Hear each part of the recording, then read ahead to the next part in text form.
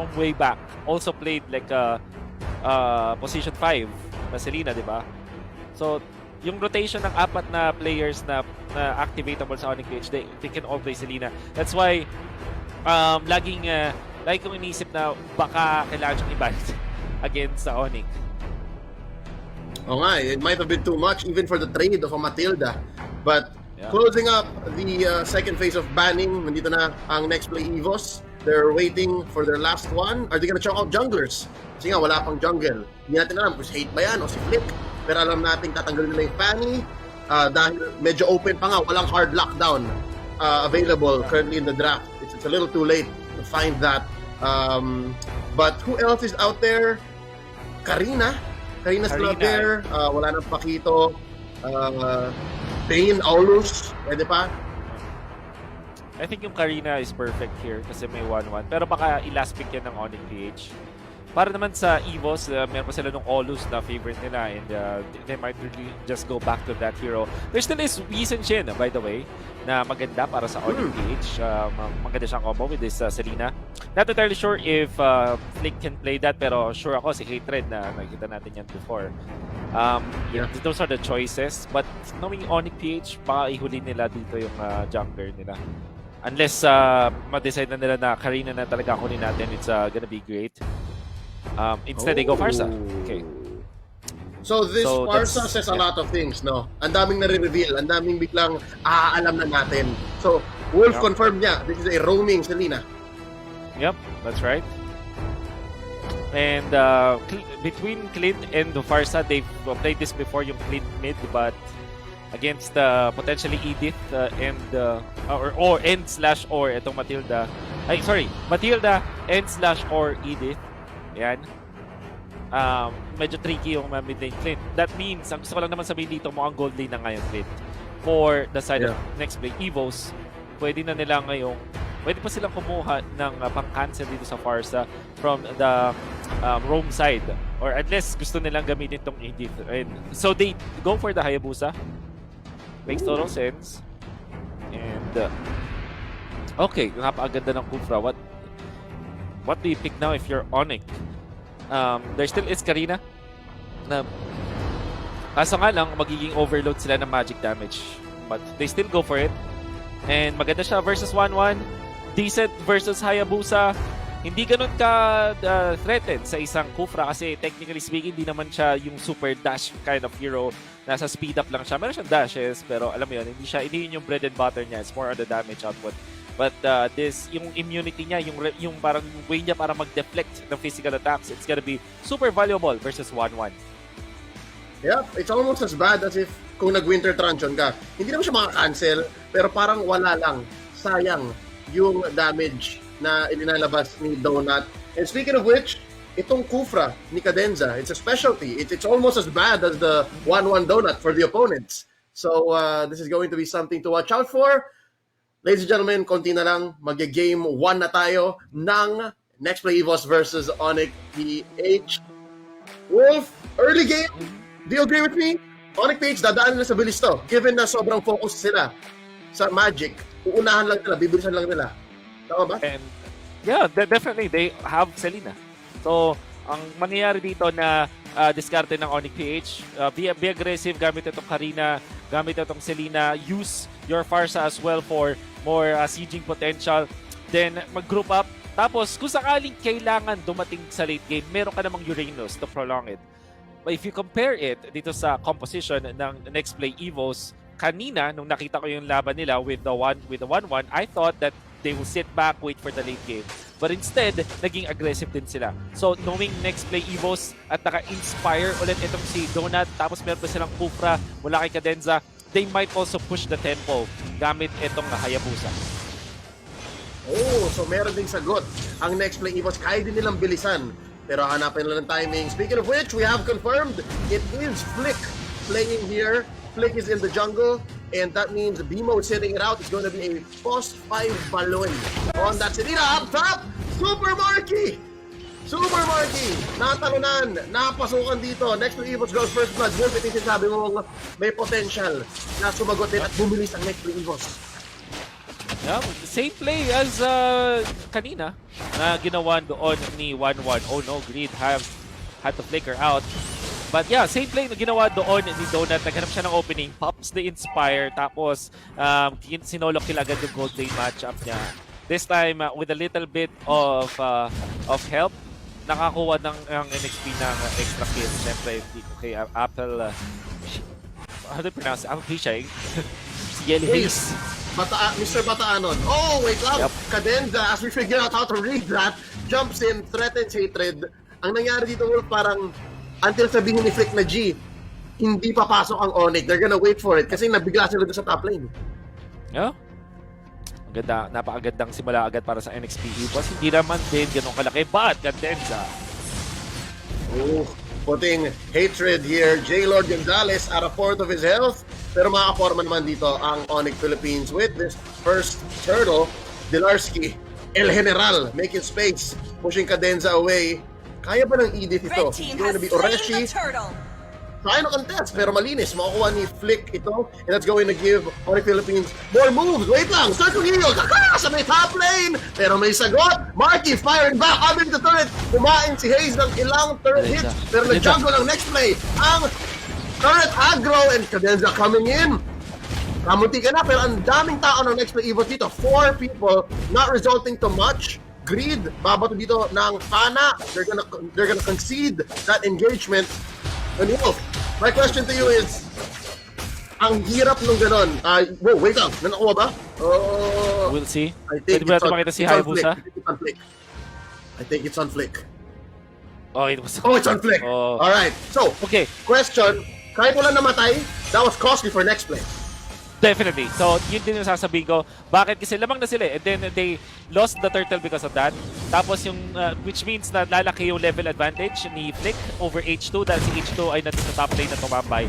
At ang nangyari pa doon, hindi napatay nung outer turret dun sa may top lane yung isang minion na may gold kasi tinangke ni Hayes yung turret aggro since they already dove onto Marky. That's why pagbalik ni Marky, meron pa rin siyang gold. So hindi nila na-denayan si Marky ng gold from that. And those are the small things na nagmamatter ng sobra dito sa early stages ng ating laban. And because of that, nabawi na yung early first blood doon na nabigla si Marky. And sa baba naman, here we go! Flick! Raining all the damage! Knockout by Oreshi! Ang daming sinalo ni Flick doon! Eventually, Oreshi's gonna get the kill. Nabitin sa immunity si Flick. It's a 1-for-1 trade in bottom lane. Oh, top lane, hindi pa tapos! Crossbow Tang! A trigger here for Donut! Mamamatay na naman si Super Marky. Greed. A second too late for the rest back. It's difficult. Ang init ng next play Evo sa gold lane. Yeah. Very good mula kay Oreshi. Ang unfortunate nga lang para sa NXPE boss ay napatay mo na ni Flick si H2 before Flick went down. Maganda lang kasi syempre naka-solo kill, ay naka-counter kill din si Oreshi. Top lane naman, this is what they need. Donut, like I said, it's all about NXP Evo's showcasing yung kanilang new talent in Donut and binibigyan talaga nila ng focus sa ngayon. 1-0-1 on this 1-1 is perfect. Flick, however, another kill sa bottom lane. I think the call recently has become, hayaan nyo na yung top lane, mainit talaga sila dyan. Greed, catching a circling eagle. Ang sagot ni Hatred, feathered airstrike. Pero na-open up pa rin yung turtle na yun. Ang bawi naman nila, the gold from the shield down bottom lane. And if I'm not mistaken, mapapush nila yun. Ang ganda ng management ng waves sa baba ng Onic Philippines. So 5 minutes, correct for a turtle, should give them some sort of lead. I think lamang nga, if anything, ang Onic Philippines. Yeah, don't you think? Yeah, pretty much. Pero ang maganda lang dito is, tinlanon ni Karina, ni Flick na kumuha ng orange buff, pero si H2 yung nakakuha ng orange buff niya.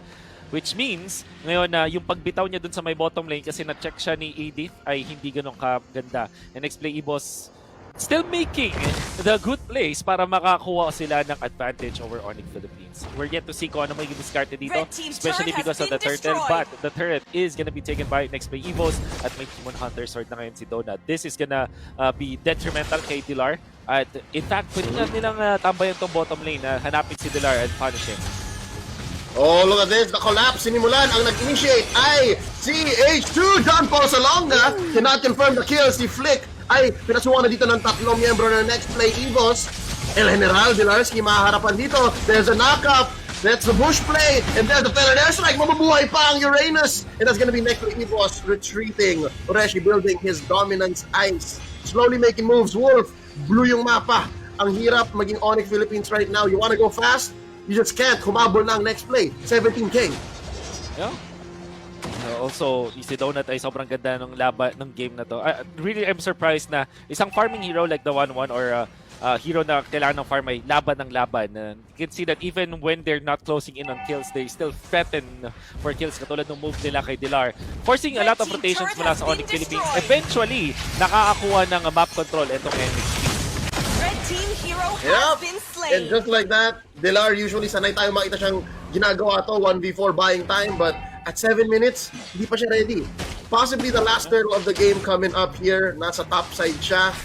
And so far, Next Play Evos lang ang kayang mag-afford na kunin ito unless Onic PH makes a play. Arrow thrown out there by Baloy.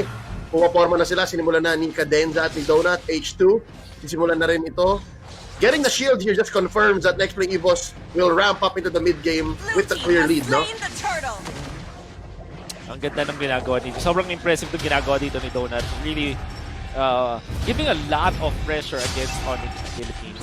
Imagine mo na lagi siyang away from his base. Hindi siya nag-sit back and farm lang. Kinokontrol nila itong Riverside. Yep, and right now si Green sumalo na sobrang daming attacks mula dito kay Oreshi na nag-ut. Turn into a marksman for just a bit. Hatred sumasalo ng shadow kill. That's going to be another false engage. Hindi makakuha ng kill doon ng Next Play Evos, but they will find space for this tier 1 in mid. Wow. And slowly lumiliit lalo ang real estate ng Onic PH. They're trying to find a kill here onto Flick. Oh, well, high-end orchestrated. Yep. Una, pinression nila yung purple buff, forcing the Onic Philippines side na gumamit ng Feathered Airstrike, and knowing na yung Feathered Airstrike ay patagal na yung cooldown yun, and they had no artillery to close out or defend yung mid lane nila. And slowly, yung NXPE Evos ay quietly even. Nakakuha na sila ng kalamangan ngayon. And I like the ultimate used by H2 para ma-clear itong top lane. Oh, delikado to! Para kay slain. Jadko sa Longa. Onic Philippines nag-focus sa goal, and ang goal nila ay i-push ang top lane. They eventually get something.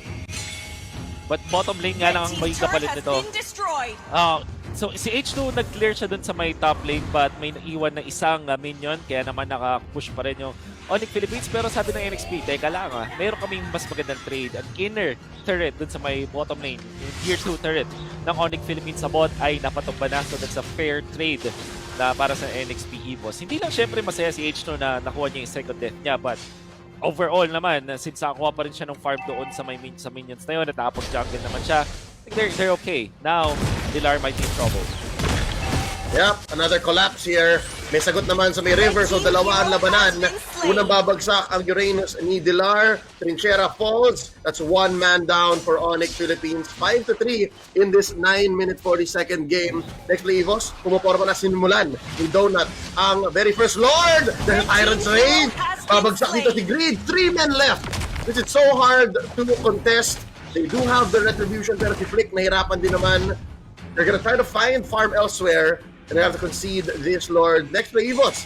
Pati secure ito. Mabilis lang na-take to. Wolf, 10 minutes in. Well, they definitely have the advantage now. Masasabi ko yung composition nila mas maganda rin sa mid-game at late game kumpara sa Onic Philippines, unless magawa ng Onic Philippines yung split push tactics nila, which in this case ay sobrang hirap kasi merong threat ng 1-1. Kapag nag-split push dito si Dilar, either siya yung sasabay ng 1-1 or yung 1-1 ay magpupush dun sa mga lane. So, sa ngayon, ang win condition na ng Onic Philippines is utakan ang NXPE Evos. Makakuha din ng mga initiations mula kay Creed, makakuha ng stun, then eventually go for the Farsa play. Tapos itong si Karina going for the execute plays. Then, back on Marky for the late game.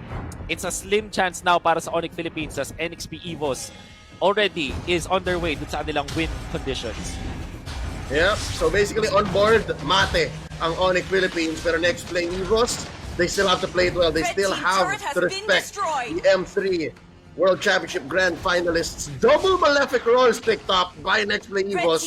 So this telegraphs Ang sinasabi nito is gusto namin pabagsakin yung mga Tori ninyo. The inhibitors are gonna blow up here. Makiklear yung wave, mid, bot, and even top. So kailangan mag-take time ulit ng next Evos. Magre-reset sila. 2 minutes to the next Lord. Actually, forcing yon, yung putok na yon is already okay para sa NXPE boss. Now, na makukuha din ng next play yung jungle ng Onic Philippines, and Karina would love to get his hands on that purple buff, pero hindi nga mangyayari. At dahil din sa lamang ng NXPE boss, yung mga supports nila ay magkakaroon na rin ng tanky items. For example, Cadenza now available with the Athena Shield, which is great versus 4 of the members of Onic Philippines. Na-mention natin kanina na 4 sa kanilang mga heroes ay magic-based. Only Marky is physical. That's why Radiant Armors, your Athena Shield, eventually sobrang taas ng value niyan para sa side ng NXPE boss.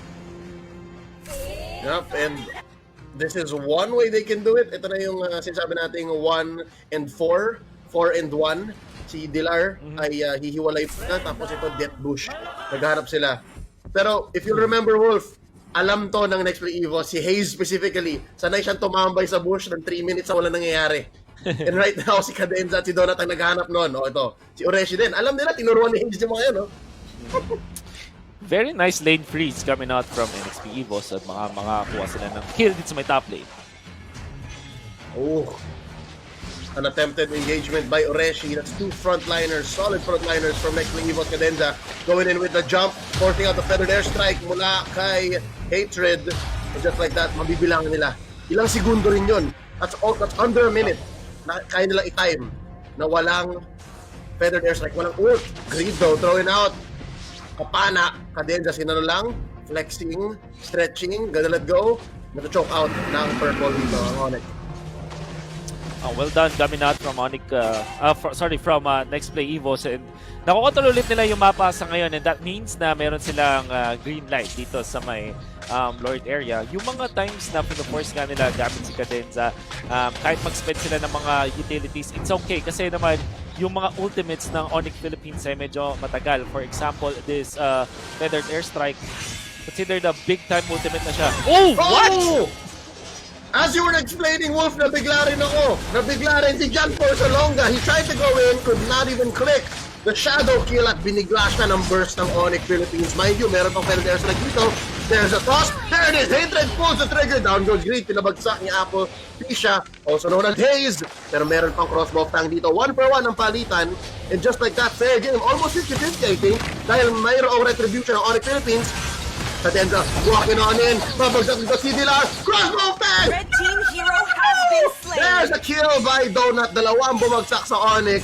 And just like that, hindi na naman sila makapag-Lord next play Evos. Sisimulan na nga. Oh, wow. Okay, so what happened there is definitely yung Onic Philippines napakomit sila doon sa kay H2. So that's a great pickup. However, NXP, pinwersa yung Feathered Airstrike ulit.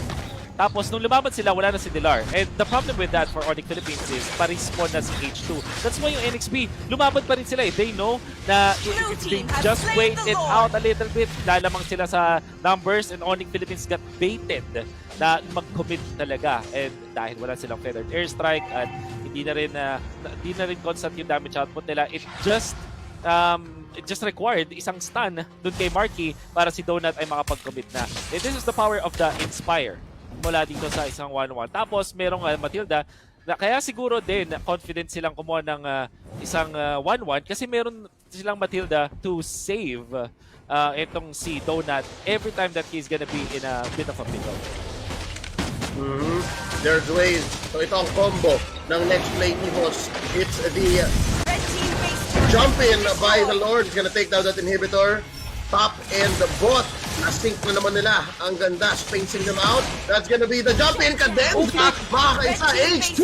Taking down. Flick. That's one defender down. All inhibitors going. Mapipinitan dito. Failed airstrike ng maaga. Magre-retreat muna Super Marky. And that's all she wrote. Ladies and gentlemen, game number next play Evos.